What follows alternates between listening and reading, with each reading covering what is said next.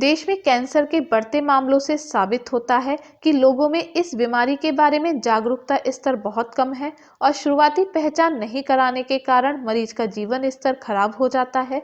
Max hospital Patparganj नई दिल्ली द्वारा यह विशेष ओपीडी सेवाएं शुरू करने से मुरादाबाद के लोग न सिर्फ बेहतरीन सेवाएं हासिल कर सकेंगे बल्कि इस बीमारी के प्रति उनमें जागरूकता भी बढ़ेगी और इससे वे बेहतर और स्वस्थ जीवन शैली अपनाने के लिए प्रेरित होंगे। डॉक्टर तनेजा ने कहा, रोबोटिक सर्जरी से पहले लेप्रोस्कोपिक सर्जरी को न्यूनतम शल्य क्रिया के विकल्प के रूप में इस्तेमाल किया जाता था। रोबोटिक सर्जरी के जरिए सर्जन सर्जिकल और अन्य उपकरणों के साथ ही कैंसर पर भी नियंत्रण कर सकते हैं, जिससे लेप्रोस्कोपी की तुलना में पूरी प्रक्रिया पर नियंत्रण का स्तर बेहतर रहता है। अब ज्यादातर सर्जन इसी टेक्नोलॉजी को अपनाने लगे हैं, जिससे मरीजों के लिए इसकी उपलब्धता बढ़ाने में मदद मिलेगी। इस तरह के कैंसर की शुरुआती पहचान होने पर आधुनिक उपचार पद्धतियों से अनुकूल परिणाम मिल सकते हैं, लेकिन इसके लिए यह जानना जरूरी है, जागरूकता की इसमें बड़ी भूमिका होती है। इस ओपीडी के खुलने से मुरादाबाद के लोगों को विशेषज्ञ डॉक्टरों की उपलब्धता के कारण दूसरे शहर गए बिना विशेषज्ञों की प्राथमिक सलाह मिल जाएगी।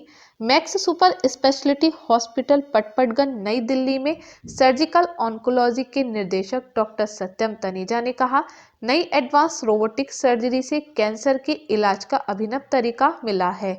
3 आयामी व्यू रोबोट की मदद से सर्जन अंदरूनी और संकीर्ण क्षेत्रों में भी ऑपरेशन कर सकते हैं, जो लेप्रोस्कोपिक सर्जरी के लिए मुश्किल हो सकता है। इससे टाँका लगाने में भी आसानी होती है, मरीजों का रक्तस्राव कम होता है और दर्द भी कम होता है, जिस कारण बेहोश करने की दवा कम देनी पड़ती है। यह अत्यंत सुरक्षित सर्जिकल प्रक्रिया है। इसे लगभग 2010 से क्लिनिकल प्रैक्टिस के लिए शुरू किया गया था और कई अध्ययनों में यह सुरक्षित साबित हुआ है। फिर आया या किसी का वजन कम हो रहा है बिना कारण के, कोशिश नहीं कर रहे वजन कम करने की, फिर भी वजन कम हो रहा है, भूख कम लग रही है, कहीं से कोई ब्लीडिंग हो रही है नाक में या कहीं और से, तो ऐसे कुछ लक्षण होते हैं जो खून के कैंसर के भी लक्षण हो सकते हैं, बड़े लोगों में भी और बच्चों में भी। गले में गांठ, बगल में गांठ, पैरों में कहीं गांठ, हाथों पैरों में दर्द होना या कहीं और शरीर में ऐसा दर्द होना, बच्चा रात में सोता है लेकिन दर्द से उठ जाता है, वो भी कैंसर के लक्षण हो सकते हैं। बहुत वॉमिटिंग होना, सर दर्द होना, बच्चों में खास तौर से सुबह के समय में ज्यादा होना, ये कुछ लक्षण ब्रेन ट्यूमर के भी हो सकते हैं। तो ऐसे अगर कोई लक्षण आते हैं या नया ऑनसेट, हम कहते हैं कॉन्स्टिपेशन, पहले ठीक से लैट्रिन जाते थे बट अब कुछ समय से कब्ज रहने लगा है या बहुत उल्टियां आने लगी हैं, कुछ भी इस तरीके के लक्षण हैं, तो हम चाहते हैं कि आप अपने नजदीकी डॉक्टर से जरूर संपर्क करें ताकि अगर उसमें कोई भी कैंसर का लक्षण या शक, डाउट लगता है तो वो सही जगह पे हम लोगों के पास, यहाँ पे जो ओपीडी शुरू होगी वहाँ पे भेज सकते हैं ताकि हम उसका डायग्नोसिस कर सकें कि वो कैंसर है या नहीं। एक लड़का है, उसको आज की डेट में, आज जो हमने सीटी स्कैन कराया उसमें बीमारी बड़ी इंटेस्टाइन जिसको कहते हैं, वहां से फैल के बीमारी जॉन्डिस के रूप में भी आ गई है, इसको स्टेज 4 कहा गया। मैंने जब और बातचीत की उस लड़के से, मैं बोले कुछ पहले कोई लक्षण पता चले थे कि नहीं, क्या जॉन्डिस से शुरू हुआ? उसने मुझे ये कहा कि साहब 2 साल से मेरे को लैट्रिन के माध्यम से खून जा रहा था, मैं इसको इग्नोर कर रहा था, मैंने कोई दवा दारू कुछ नहीं किया, मैं सोचा बवासीर होगा कुछ होगा और फिर इसको इग्नोर किया गया। तो 2 साल पहले इस कैंसर के लक्षण आ चुके थे इंटेस्टाइन में ब्लीडिंग के माध्यम से, जो मैंने अभी बताया। हर एक ब्लीडिंग कैंसर नहीं होता है, लेकिन हमें जागरूक तो होना चाहिए कि ब्लीडिंग हो रही है तो हमें किसी भी पास के डॉक्टर को जाके एक बार दिखा तो दें कि क्या है, और फिर वो 2 साल में वही कैंसर अभी अनफॉर्चुनेटली स्टेज 4 में आ गए हैं, जो कि ओवरऑल हम पेशेंट की लाइफ को थोड़ा बढ़ा सकते हैं लेकिन क्योर नहीं कर सकते। होम्योपैथ का डॉक्टर कहता है कि वो कैंसर नहीं है, आप कह रहे हैं अगर गांठें दिख रही हैं तो आप इनिशियल मानो कि ये इसकी बुनियाद पड़ चुकी है। ये आपने जो कहा वो बिल्कुल सही है। हम सबके शरीर में बहुत सारी गांठें होती है जो नॉर्मल होती है, जिनको लिम्फ नोड्स कहा जाता है, पर वो गांठें आमतौर पे फील नहीं होती, मामूली बहुत ही छोटी होती है, वैसी की वैसी रहती है। छोटे बच्चों में खासतौर पे गले में 5-6 साल की उम्र तक टॉन्सिल की वजह से, बार-बार इन्फेक्शन की वजह से छोटी मोटी गांठें फील हो सकती है, लेकिन शरीर में कहीं भी और कोई गांठ है जो कि बड़ी हो गई है या लगातार बढ़ रही है, या उस गांठ की वजह से और कोई प्रेशर सिम्टम्स आने लगे हैं, तो ये सारे कैंसर के लक्षण हो सकते हैं। हम छोटी गांठों की बात नहीं कर रहे जो 0.5 सेंटीमीटर या 1 सेंटीमीटर। मतलब ये कि जो अनापेक्षिक गांठें हैं उससे आप ना करें। बिल्कुल सर।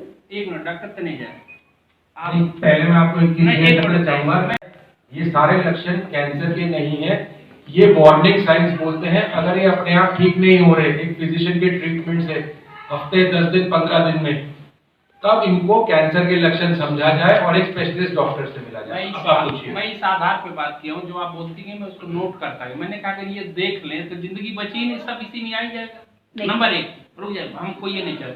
डॉक्टर साहब आप कैंसर सर्जन होंगे, हैं होंगे नहीं हैं, जर्नलिस्ट हम हैं, हम मोटर मैकेनिक कैसे काम करता है उसको भी जानते हैं। तो आप इरिटेट नहीं, इन्होंने जो सवाल किया है नहीं, आप इरिटेट सुन लीजिए। इसलिए मैं टर्न आउट इसलिए हुआ हूँ कि आप इरिटेट हुए हैं। आप सर्जन हैं तो आप अपने सर्जरी के बारे में जानते होंगे।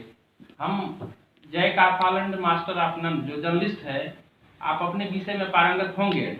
एक रिक्शा चलाने वाले में उसमें क्या उसकी तकलीफ है वो आप नहीं जानेंगे, हम जानते हैं। हम आपसे सवाल करेंगे तो हम हवाई नहीं करते। इन्होंने जो सवाल किया ना तो आपको संतुष्ट करना चाहिए। आप उसको थोड़ा सा अर्ली उसको खींचने लगे। बताइए। पेपर्स नहीं होंगे, रिपोर्ट्स नहीं होंगी, जो डिटेल चीजें होती है मैंने आपको समझाया।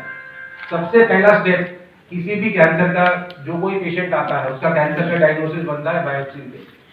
सेकंड स्टेप होता है कि वो किस स्टेज की डिजीज है, उसके लिए PET scan, MRI, CT scan, क्या उसके बाद थर्ड स्टेप होता है कि ये किस स्टेज की डिजीज के बाद कौन से टाइप का कैंसर है, तो क्या ट्रीटमेंट जो थी वो 1 से 1.5 सेंटीमीटर। मैं ये कह रहा हूँ, मैंने एक सवाल पूछा जो आपने बताया कि स्टेज 4, स्टेज 3, स्टेज 2 समथिंग, तो आप उसके एक्सपर्ट हैं, तो स्टेज जब चेंज होता है तो उसका टेन्योर क्या होता है, मैं ये जानना चाहूँ। और अगर कोई फिक्स नहीं होता, हर बीमारी के हिसाब से अलग अलग हो सकता है। ठीक है, सुन लिया मैंने। जैसे डॉक्टर रजत ने भी एक एग्जांपल दिया आपको कि 2 साल में वो स्टेज 4 बन गया, हो सकता है वो आज आते ये स्टेज 4 की बजाय ये स्टेज 1 ही होता, तो ये उसके बाद हम उसको पर्सनलाइज करते हैं, इंडिविजुअलाइज्ड ट्रीटमेंट देते हैं। एक मोटा मोटा गाइडलाइन जरूर बना हुआ है, हमारे किताबों में लिखा हुआ है, लेकिन उसके बाद हम पेशेंट को इंडिविजुअलाइज करते हैं। हाँ, ये 40 किलो का है, ये 70 साल का है, ये महिला है, ये बच्चा है, उसके हिसाब से हम इंडिविजुअलाइज करते हैं। इसमें ये मार्कर पॉजिटिव है, इसमें वो ये बीमारी का स्टेज ये है, तो उस हिसाब से हम इंडिविजुअलाइज करके एक पर्सनलाइज्ड ट्रीटमेंट देने की कोशिश करते हैं। It is like we do not treat every fever with Crocin. Crocin तो बुखार को मार ही देगा कुछ घंटों के लिए, बट क्रोसिन के ऊपर हम लोग एंटीबायोटिक भी देते हैं, जांच करते हैं, फिर एंटीबायोटिक देते हैं। उस हिसाब से हम इंडिविजुअलाइज करते हैं। कोई टाइफाइड निकलेगा, कोई मलेरिया निकलेगा। सिमिलरली कैंसर का हर एक मरीज है, एक यूनिक पेशेंट है हमारे लिए, उसको एक जनरल गाइडलाइन के ऊपर हम इंडिविजुअलाइज करके ट्रीटमेंट देने की कोशिश करते हैं। रजत साहा हूँ, मैं कैंसर विशेषज्ञ हूँ और मेडिकल ऑन्कोलॉजी प्रैक्टिस करता हूँ और कीमोथेरेपी, इम्यूनोथेरेपी और टारगेटेड थेरेपी के माध्यम से अपने पेशेंट्स के कैंसर का ट्रीटमेंट करता हूँ।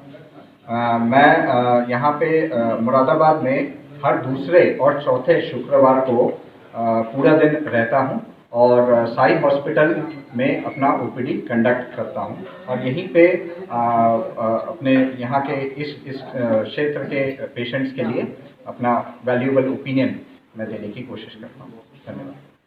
सर, हॉस्पिटल्स तो और भी बहुत बड़े बड़े लेवल पर हैं मुरादाबाद में, लेकिन मैक्स हेल्थ केयर में क्या कोई एक्स्ट्राऑर्डिनरी फैसिलिटीज यहाँ पेशेंट्स को मिलेंगी या कोई स्पेशली कुछ नया जो है यहाँ पर आप आज लेकर के आए?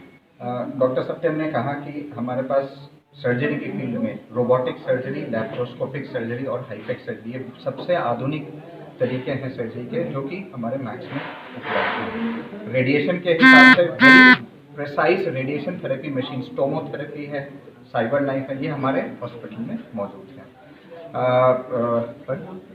हाँ, बोन मैरो ट्रांसप्लांट मैडम करती हैं, मैडम खुद ही करती है। हमारे बोन मैरो ट्रांसप्लांट यूनिट्स बने हुए हैं मैक्स पटपड़गंज में, मैक्स वैशाली में, वो भी बहुत ही सेफ तरीके से होता है। और एडवांस लिवर ट्रांसप्लांट्स भी होते हैं एंड इम्यूनोथेरेपी, टारगेट थेरेपी, इन सब की भी क्या फैसिलिटीज हैं। इकोनॉमिकली भी पेशेंट्स को कुछ रिलीफ मिलने वाला है?